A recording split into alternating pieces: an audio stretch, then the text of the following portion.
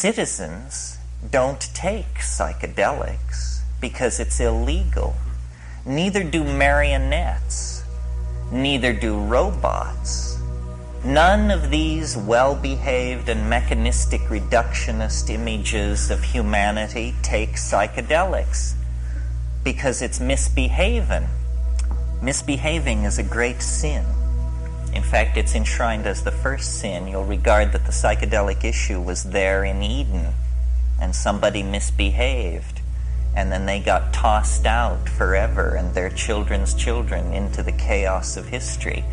It's interesting to read in Genesis why this was. It was because they will become as we are, says Yahweh. They will become as we are if they eat of the fruit of the tree of knowledge. I suggest to you that this is precisely what we should seek to do. We empower our experience by insisting on our authenticity.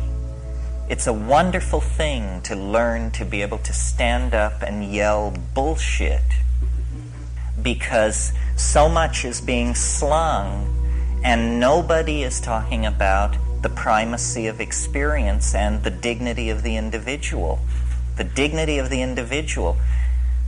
We went a long way with this in America before we betrayed it. And it wasn't only betrayed by the clowns in Washington. It's also betrayed by anybody who clusters themselves around the feet of some self-proclaimed nabob. Because the fact of the matter is, nobody knows what's going on. Nobody knows. Nobody has the faintest idea. The best guesses are lies, you may be sure of it. And so to pretend that one human being will lead another out of the dark night of ignorance and into the shining light of truth is ludicrous, absolutely grotesque, a product of this empowering of the human image that has gone on through several thousand years of dominator culture. If you want a teacher, try a waterfall, or a mushroom, or a mountain wilderness, or a storm-pounded seashore. This is where the action is. It's not back in the hive. It's not in the anthill. It's not knocking your head against the floor in front of somebody who claims that because of their lineage and whose feet they washed and whose feet they washed, that you should give credence to them. Knowledge is provisional, and we are yet to approach even the first moment of civilized understanding. The way it is to be done is by trusting yourself, trusting your intuition. Reject authority. Authority is a lie and an abomination. Authority will lead you into ruin. It's not real. And it isn't, don't get the idea that it's this liberal rap about how everybody has a piece of the action. You know, the Jews know something, the Buddhists know something, the Huichol know something. Nonsense. Rubbish. Nobody knows anything. These are different kinds of shell games that have been worked out by priestly castes of people to keep things under control.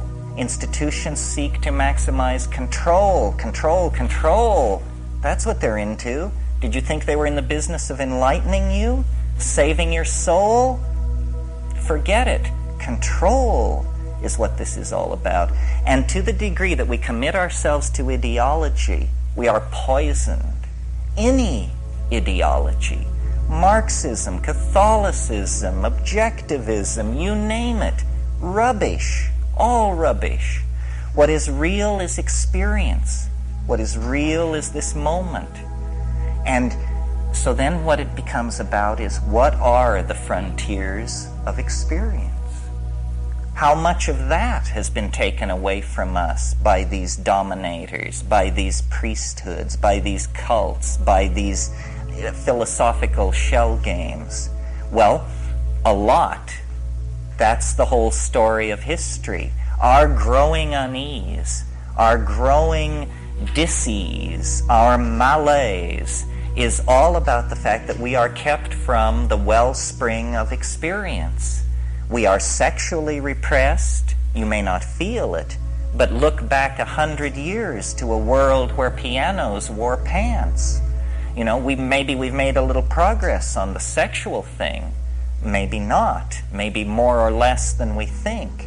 But we are repressed in all of these areas.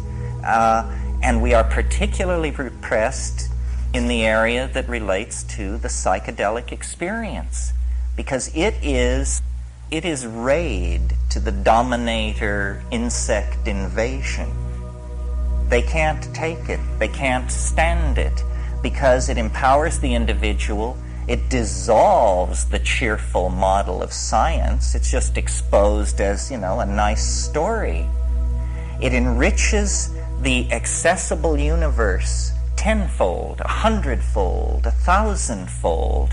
It makes the individual complete within his or her self. And this completion of the individual is extremely destructive to the plan of the dominators, which is that you will be a cog in a machine.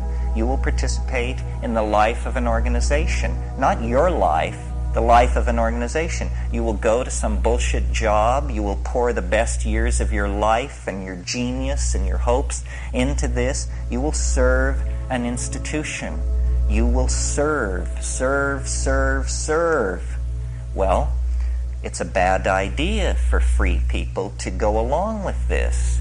A much better idea would be to insist on the dignity of human beings, to recognize that the freeing of slaves, the giving of the vote to women, the ending of public whippings, that this program of political enlightenment must also then include hands-off on how people want to relate to changing their minds. We are not interested in being sexually regulated by the state, and we are not interested in being intellectually, spiritually, emotionally manipulated by the state. The state should stand down in this issue. The state is acting as the enforcing arm of the dominator culture, specifically of fundamentalist screwballs who, are horrified by all this, by the notion that people would claim the authenticity of their own minds, that people would stand in the light of nature and reject original sin and the guilt from Eden and, the sins of the fathers and all this rubbish which is handed down.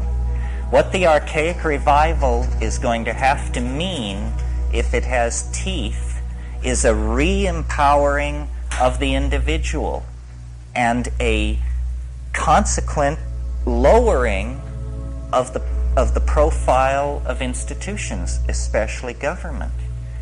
We need to think about these things, because we have bought into the idea that we have to serve and behave and be enslaved, else chaos will engulf the world. We need to carry out our analysis of the situation to the point where we can embrace chaos and see that chaos is the environment in which we all thrive. If we continue as we have, then, we're doomed. And the judgment of some higher power on that will be, they didn't even struggle. They went to the boxcars with their suitcases and they didn't even struggle. This is too nightmarish to contemplate. We're talking about the fate of a whole planet. Why are people so polite? Why are they so patient? Why are they so forgiving of gangsterism and betrayal? It's very difficult to understand. I believe it's because the dominator culture is increasingly more and more sophisticated in its perfection of subliminal mechanisms of control. And I don't mean anything grandiose and paranoid. I just mean that through press releases and sound bites and the enforced idiocy of television, the drama of a dying world has been turned into a soap opera for most people. And they don't understand that it's their story, and that they will eat it in the final act if somewhere between here and the final act they don't stand up on their hind legs and howl. So this whole effort to bring the psychedelic experience back into prominence is an effort to empower individuals and to get them to see that we are bled of our authenticity by vampirish institutions that will never of their own accord leave us alone. There must be a moment when the machinery and the working of the machinery becomes so odious that people are willing to stride forward and throw sand on the track and force a reevaluation of the situation. And it's not done through organizing, it's not done through vanguard parties or cadres of intellectual elites. It's done through just walking away from all of that, claiming your identity, claiming your vision, your being, your intuition, and then acting from that without regret, cleanly, without regret.